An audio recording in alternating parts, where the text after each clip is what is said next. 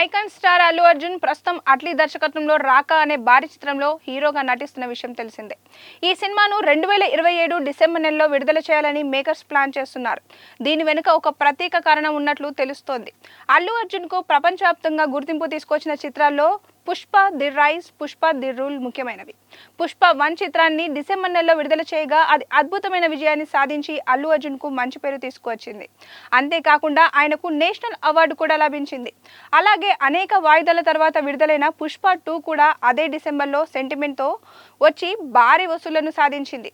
ఇలా డిసెంబర్ నెల అల్లు అర్జున్ కు బాగా కలిసి రావడంతో అదే సెంటిమెంట్ను కొనసాగిస్తూ రాకా చిత్రాన్ని కూడా డిసెంబర్లో విడుదల చేయాలని మేకర్స్ భావిస్తున్నట్లు సమాచారం.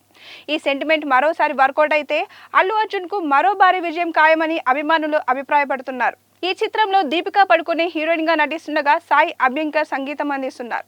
రష్మిక మందన, మృణాల్ ఠాకూర్, జాన్వీ కపూర్ కీలక పాత్రలో కనిపించనున్నారు. సన్ పిక్చర్ బ్యానర్ పై కళానిధి మారన్ ఈ భారీ ప్రాజెక్టును సినిమాను ప్రతిష్టాత్మకంగా నిర్మిస్తున్నారు.